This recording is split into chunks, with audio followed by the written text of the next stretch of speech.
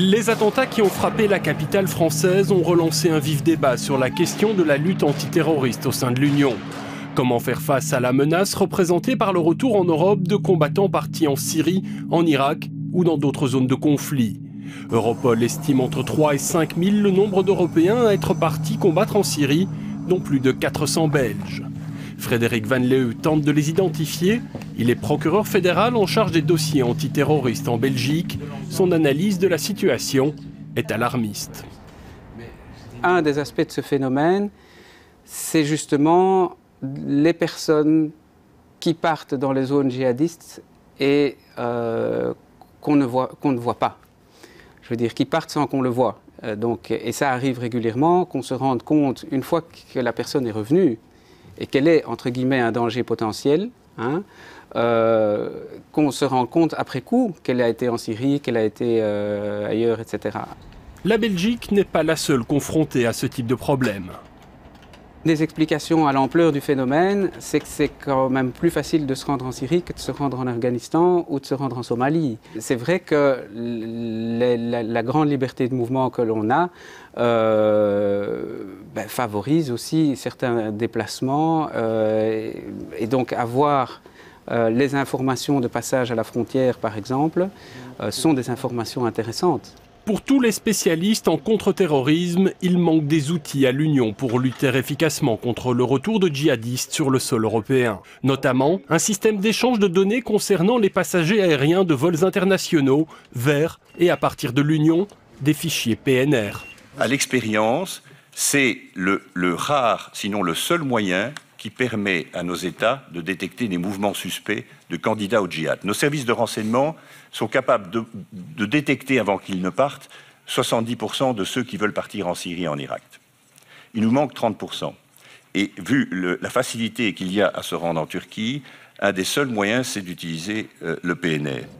C'est à l'aéroport de Bruxelles National que nous rencontrons un des acteurs du dossier. Parmi les données collectées se trouverait l'itinéraire, le nom du voyageur, son numéro de carte de crédit ou encore son adresse. Par contre, aucune donnée susceptible de révéler la race, l'origine ethnique, les opinions politiques ou religieuses ne serait reprise. Quant à vous dire si toutes les objections qui avaient été soulevées par le Parlement européen, notamment en ce qui concerne la proportionnalité, la durée de conservation des données, les contrôles et les barrières qui sont mises à la transmission de ces informations à des pays tiers, toute la question est de savoir si le dispositif sera jugé suffisant. Là, je ne peux pas encore me prononcer parce que ça dépendra véritablement du débat parlementaire. Le plus grand avantage est qu'on peut aussi faire du profiling. Donc, qu'est-ce que ça veut dire, profiling? On construit un profil d'un terroriste en disant qu'on sait que un terroriste prend 2 ou 3 jours avant qu'il départ, il prend son ticket, il fait des voyages avec des stops intermédiaires et ainsi on peut faire un profil et puis comparer ça avec la base de données. Et en Angleterre, on a appris qu'en travaillant comme ça avec des profils, on a une chance de 20% de ce qu'on trouve dans les databases d'avoir des terroristes là-dedans. Donc ça, c'est très, très, très efficace.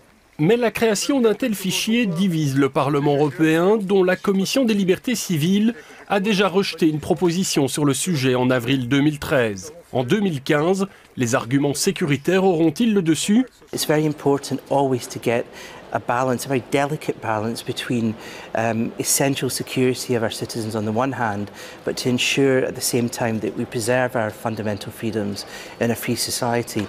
So that's the delicate balance we always have to strike. The Court of Justice, which has said very clearly, it's not legal, it's not in line with the fundamental right on data protection to just survey everybody. You have to choose where you're shooting, you have to choose where you're going after. You have to create some determinators to say there's a risk or there's a suspicion. Just don't survey everybody because that would not be something different like China or Bahrain does. Les services de sécurité sont unanimes, un système d'échange de données concernant les passagers aériens est indispensable à l'échelle européenne.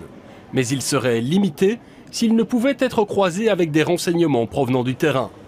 Le Parlement européen espère fixer sa position sur le dossier fin 2015.